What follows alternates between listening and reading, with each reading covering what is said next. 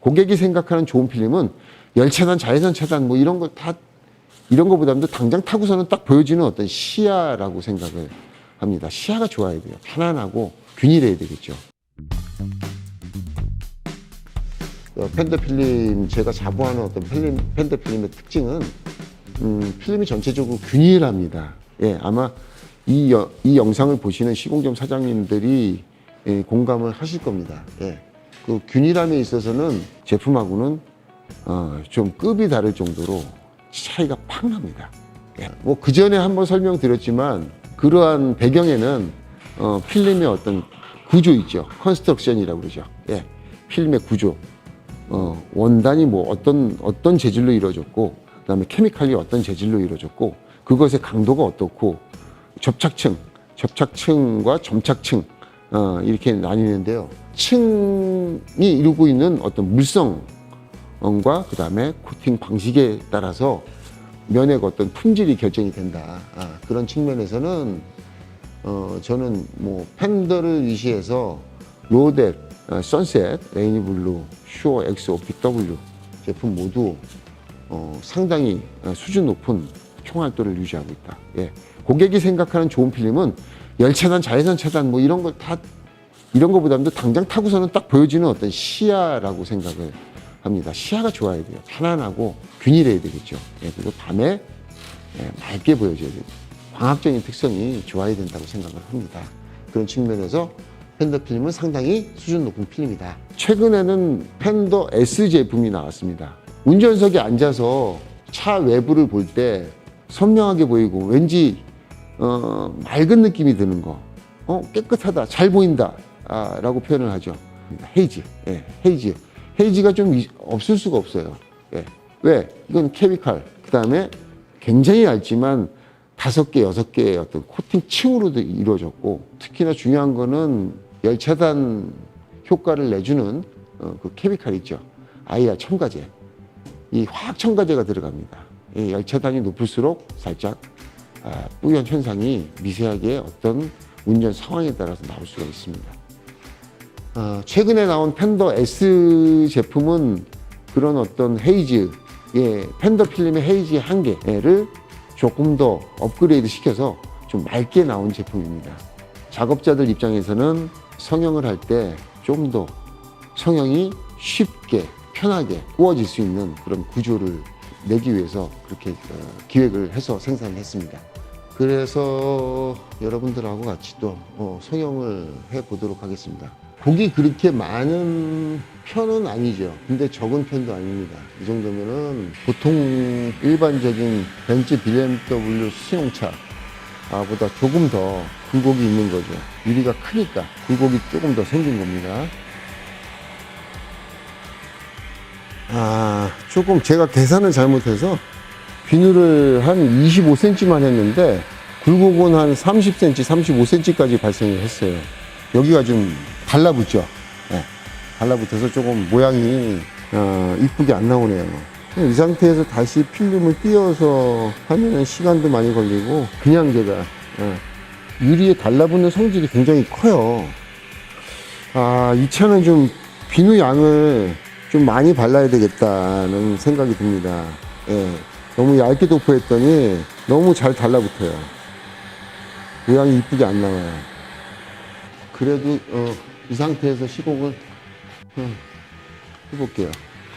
비닐 칠했는데도 이렇게 달라붙어요. 미리 너무 약하게 칠한 게 아니라 유리가 다른 거죠. 유리 조건이 바뀌었기 때문에 다른 차보다는 지금 비닐을 좀 더 많이 두껍게 좀 도포를 해야 되겠다는 생각이 듭니다. 여기서 좀 설명을 드리려고 하는 부분이 있습니다.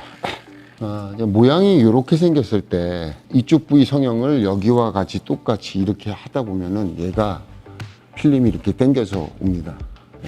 주름이 이렇게 생기죠. 자, 이거 제가 시공하는 걸 좀 보여드릴게요. 얘를 편안하게 좀 구우려면은 열풍기의 방향이 어디로 가야 되는지 좀 보여드리겠습니다.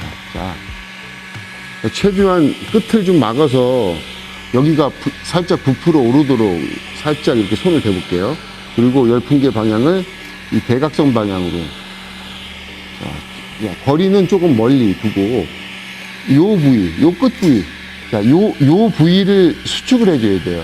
얘가 이쁜 모양으로 나오려면. 자, 할게요. 자, 멀리서 열풍들 대고, 자, 띄어야 됩니다. 많이 꺼주면 안 돼요. 다시 한번.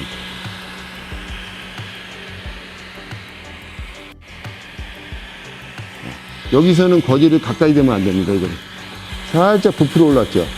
띄워줘야 돼요. 이렇게 대고 띄고 대고 쭉 센터 부분은 똑같은 거리로 가되 이 부분이 이쁘게 나와야 돼요. 자, 이렇게 멀리서 대고 빨리 이동을 해주죠.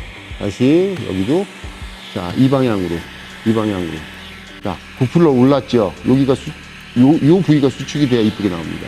이 내 모서리가 이쁘게 안 나와요. 성형의 핵심은 이 내 모서리가 얼만큼 곱게 그 자리에서 주저앉게 만들고 이 주름, 큰 주름이 생기지 않게 하는 정도에 따라서 잘 꽂냐 못 꽂냐 이런 것들이 결정이 된다고 생각해요. 지금 이 정도를 구사할 수 있으면 중급 이상이 되는 거예요. 성형하는데. 근데 여기가 항상 사이드가 들쭉날쭉한다 그러면은 조금 더 생각을 해보고 고심을 해봐서 내 모서리가 이쁘게 나오도록 해 주셔야 됩니다. 그래야 보기 많은 차들을, 이거보다 더 많은 차들을 어렵지 않게 수축할 수 있는 거죠. 자, 보세요. 손을 대지 않고 여기가 이 가로줄, 이런 큰 가로줄이 생기지 않게 이렇게 시공을 하려면은 이 굴곡을 그대로 하단에서 여기와 같이 잡아주면 안 되고, 이 테두리에 있는 굴곡은 테두리의 이 옆단, 이 필러 쪽, 기둥 옆단을 아주 먼 거리에서 천천히 방향을 틀어서 이 부위를 수축을 해줘야 된다는 겁니다. 이거 말로 다 이거 설명하기 힘들어요. 이거 실제로 이거 옆에서 지켜봐야지 하는데 영상으로 표현이 잘 될 수 있는지 모르겠습니다. 성형을 다 꺾고 조금 부족한 부분만 제가 다시 커팅을 할 때는 항상 안에 몰딩과 이 페인트 끝선과 몰딩의 관계, 그 다음에 간섭이 되어 있는지 안 되는지, 들어가는지 안 들어가는지. 여기가 빡빡해요. 안 들어가네. 모델 X, 모델 3, 모델 X 같은 경우는 이 필러에 있는 이 몰딩하고 간격이 넓어서 쑥쑥쑥쑥 들어갔는데 이 좌우측하고 상단은 좀 빡빡한 느낌이 들어요. 네. 밖에서 한 3mm 정도 잘라주면 될 것 같고요. 3mm 정도 더 크게. 하단은 좀 여유가 있습니다. 굉장히 공간도 넓고요. 공간이 저 하단에 굉장히 크기 때문에 지금 보시면은 일로 다 물이 들어갈 수가 있어요. 물이 그냥 뿌리는 대로 다 들어가는 거죠. 특히나 우리 시공 같은 경우 물을 많이 쓰는데 저 하단에 물이 들어가더라도 물을 좀 잡아줄 수 있도록 이렇게 여러분들 이게 속실도 아시죠? 물을 굉장히 많이 흡수합니다. 속시루드로다 안에 속시루드 안에 마스킹을 해주고 끼워주고 그 다음에 대시보드 천 스웨이드도 굉장히 흡수력이 좋아요. 얇고 부들부들하고 흡수력이 좋아요. 그래서 이 정도면은 물을 바가지로 다 들여붓지 않는 이상은 웬만해서 지금 우리 시공에서는 전혀 문제가 될 것 같지 않습니다. 재단을 해보겠습니다.